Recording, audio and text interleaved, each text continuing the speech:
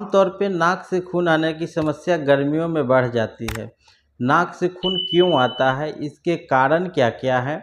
और किस उम्र के व्यक्ति में यह समस्या ज़्यादा होता है, इसके बारे में जानेंगे। इसका प्राथमिक उपचार क्या होगा और किस कंडीशन में आपको डॉक्टर से संपर्क करने की ज़रूरत है और यह कितना खतरनाक है, इन सारी बातों को इस वीडियो में हम जानेंगे। तो चलिए बारी-बारी से इन सारी बातों को जान लेते हैं।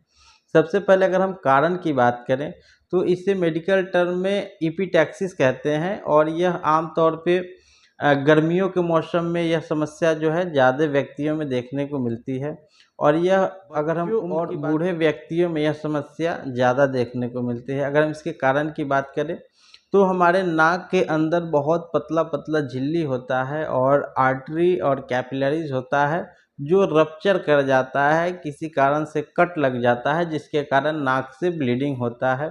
इसके कारण क्या-क्या हो सकते हैं, तो गर्मियों के मौसम में क्या होता है कि गर्म हवा चलता है और नाक जो है ड्राई हो जाता है और उस समय मामूली खरोंच से भी आर्टरी जो है वो डैमेज हो जाता है, रप्चर हो जाता है जिसके कारण नाक से ब्लीडिंग होने लगता है।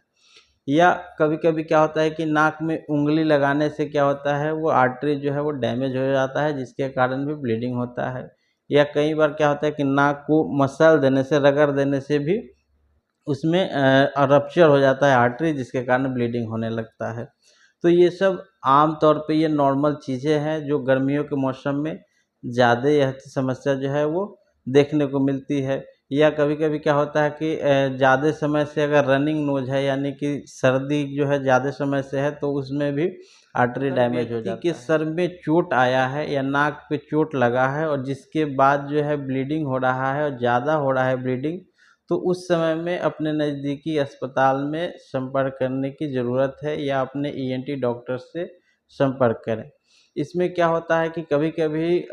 ब्रेन में चोट लग जाने के कारण, सर में चोट लगने के कारण ब्रेन का जो है नस जो होता है, जो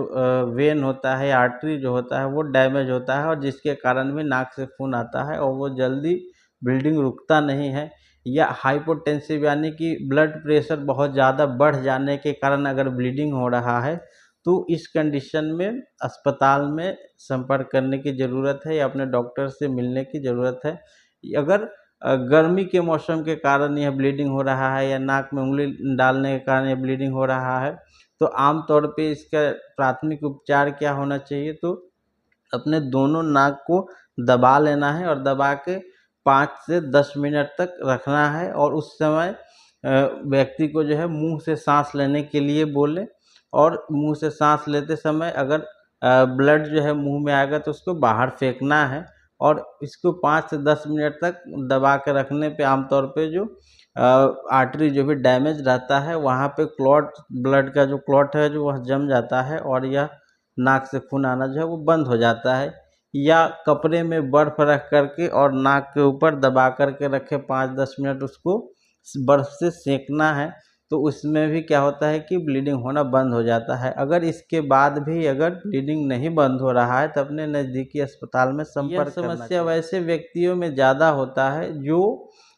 खून पतला करने के लिए किसी मेडिसिन का उपयोग कर रहे हैं या किसी दवा को ले रहे हैं जिससे ब्लड जो है वो पतला हो रहा है, थिन हो रहा है, तो उस व्यक्ति में जो है यह समस्या ज़्यादा देखने को मिलती है। अगर यह ब्लड प्रेशर यानी कि हाई ब्लड प्रेशर के कारण नाक से ब्लीडिंग हो रहा है